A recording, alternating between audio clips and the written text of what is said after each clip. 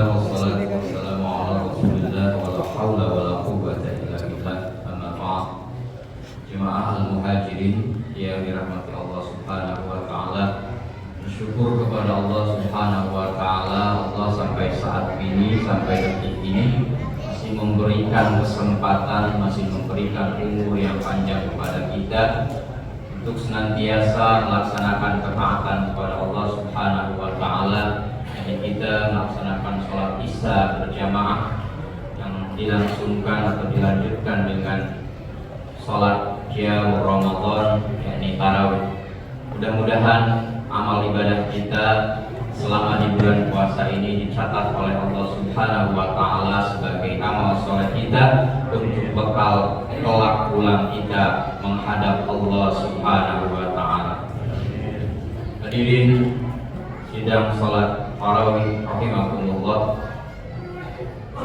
Betapa banyak para penceramah, para ustaz yang mengatakan atau memberikan pencerahan mengenai keutamaan dan keagungan bulan Ramadan, dan tak terasa 10 hari sudah kita lalui Ramadan. Maka pertanyaannya kepada kita, sudahkah kita memaksimalkan bulan Ramadan yang Allah berikan kesempatan ini kepada kita dengan sebaik-baiknya, atau kita jalani hanya sebatas rutinitas belaka? Ini yang harus menjadi pertanyaan kepada kita semua, bahwa ternyata semua itu butuh ilmu. Untuk menghadapi Ramadan itu butuh ilmu. Kita melaksanakan sholat tarawih itu bukan yang penting sholat tarawih, tapi harus tanamkan dalam diri kita bahwa sholat tarawih itu penting. Yang penting saya sholat, bukan yang penting saya sholat, tapi tanamkan bahwa sholat itu penting. Itu akan berbeda ketika kita mengatakan yang penting sholat, yang penting puasa, dengan mengatakan kita bahwa puasa itu sangat penting. Itu akan jauh nilainya. Itu akan terjadi kalau semua itu didasarkan atas ilmu. Kita melaksanakan sholat, kalau menanamkan bahwa sholat itu penting, kita akan memaknai sholat itu, melaksanakannya dengan sebaik-baiknya. Dzikrul lisannya, bacaannya, dzikrul arkannya, gerakannya, dzikrul janannya, bahkan ingat hatinya. Kan hatinya itu kadang kita sholat tarawih, imaman enggak, imamnya panjang enggak, tiba-tiba dzikrul janannya, fokus enggak. Begitu pula dengan puasa, beda nilai puasa hanya sekedar menahan lapar, haus, ya, itu anak kecil pun bisa. Tapi bagaimana kita bisa menahan mulut kita, bisa menahan nafsu kita dari hal-hal yang dilarang oleh Allah? Kata Rasulullah sallallahu alaihi wasallam, "Man lam yada' qawla zur wal 'amala bihi falaysa lillahi hajatun fi an yada'a ta'ama wa syaraba." Barang siapa yang tidak mampu meninggalkan perkataan zur, perkataan bohong, perkataan sia-sia, ya, apalagi baru pilpres, itu kan, sama sesama muslim aja saling dengki, saling benci, saling ngata-ngatain. Maka kata Allah, aku gak butuh puasa kalian menahan lapar dan minum kalian. Maka pergunakanlah kesempatan yang Allah kasih. Untuk itu, di 10 hari kedua ini, kalau menurut Imam Al-Baihaqi itu dikatakan bahwa ini adalah saatnya ampunan. Maka Allah berfirman di dalam surah An-Nur ayat 31, "Wa tubu ilallahi jami'an ayyuhal mu'minun la'allakum tuflihun." Maka kembalilah segera kepada Allah. Selama 10 hari itu betul-betul kita memaksimalkan yang Allah kasihkan. Tadarus Al-Quran banyak atau lebih banyak baca handphone, baca chattingan. Karena kita gak tahu umur, gak tahu usia, gak ada yang ngejamin. Semalam saya baru dapat kabar, ya, anak didik saya yang kelas 1 SMA itu, anaknya baik gitu kan, SMA negeri 1 Sulawesi kalau nggak salah. Dulu murid ketiga di Al-Azhar. Semalam dapat kabar apa? Kecelakaan tunggal di depan Eka Hospital Kertawisata jam 1 malam. Ya, langsung bawa rumah sakit sebentar, meninggal. Itulah yang namanya umur tidak tahu apakah dia muda, tua, sehat, sakit. Maka anak-anak muda sekarang ini generasi penerus kita. Allah puji, Rasulullah katakan sab'atun yudhilluhumullahu fi dhilli yauma la dhilla illa dhilluh. Salah satunya adalah syabun nasya'a fi ibadatillah. Para pemuda yang tumbuh dalam ketaatan kepada Allah, wa syabun wa rajulun qalbuhu mu'allaqun bil masajid, yang seseorang hatinya selalu terpaut dengan masjid. Maka jangan kira ketika kita muda kematian itu tidak akan datang kepada kita. Al-maut ya'ti baghtatan.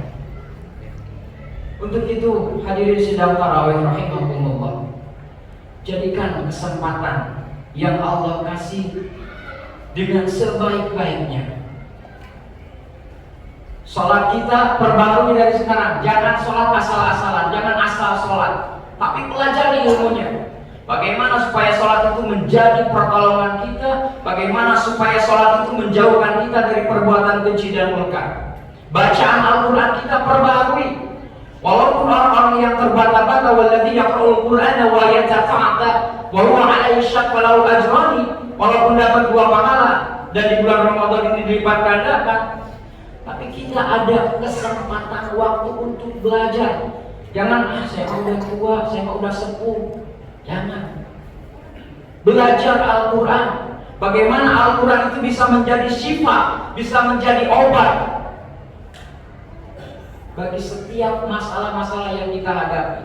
Bagaimana Al-Quran itu bisa sebagai hudan petunjuk, karena seluruh kehidupan kita, Bapak Ibu sekalian, ini masalahnya, ini solusinya, itu ada dalam Al-Quran. Masalahnya sampai sekarang kita nggak mau mempelajari. Jangan mempelajari, udah berapa puluh tahun sekarang pun kadang nggak mampu untuk baca.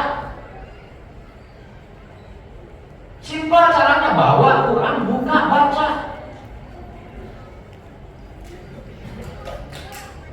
Saya mau di handphone, katanya nggak apa-apa di handphone. Tapi kalau di handphone itu godaannya. Baca Quran belum selembar, ada pesan masuk, akhirnya fokus ke pesan masuk. Karena setan itu, kata Rasulullah, inna syaitan yajri adama min syaitan. Setan itu berjalan pada badan kamu itu seperti mengalirnya darah. Wa in khasyitu an yakdaba fi qulubikum masarran aw qala sayyan. Kata Rasulullah, aku takut bahwa setan itu membisikkan kepada kamu kata-kata yang kotor, kata-kata yang tidak baik. Jadi tidak ada satu kesempatan pun yang tidak dimanfaatkan oleh setan. Supaya apa? Supaya kita jalannya tersesat. Karena itulah janji Allah kepada setan dan permintaan syaitan kepada Allah Subhanahu wa ta'ala. Innahu muntadirun, ya Allah tangguhkan aku, enggak apa-apa saya inna rajim, enggak apa-apa aku terkutuk, tapi tangguhkan sampai hari kiamat, jangan kau matikan aku. Karena apa? Aku akan sasarkan, aku akan sesatkan anak Adam, manusia-manusia itu untuk menjadi teman kami di neraka nanti. Jadi mari sama-sama kita ajak di Ramadan ini, kita, keluarga kita, jangan bapak-bapak jangan soleh sendiri, ajak istrinya, jajak anak-anaknya. Kita pengen sehidup sesurga, bukan sehidup semati. Jannatu 'adnin yadkhuluna wa man salaha min abaihim wa azwajihim wa dzurriyyatihim. Syaratnya kalau pengen semuanya ke surga, saling mengingatkan, suami, istri, anak. Ingatkan dalam kebaikan.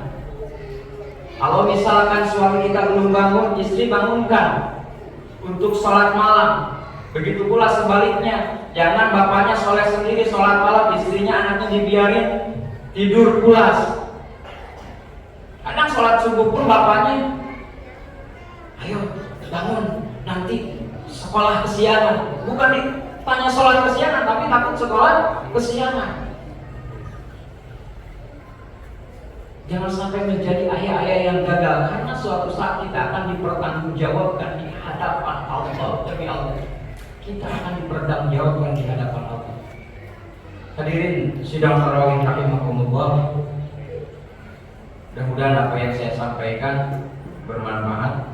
Mohon maaf tidak lama karena saya harus kesentuh sekarang istri jam 9. Mudah-mudahan kita semuanya panjang umur, sehat lahir dan batin, kita dan keluarga kita senantiasa ada dalam ketaatan kepada Allah Subhanahu wa taala sampai kematian kita menjelang dalam keadaan husnul khatimah dan kita dikumpulkan di surganya Allah Subhanahu wa taala. Wassalamualaikum warahmatullahi wabarakatuh.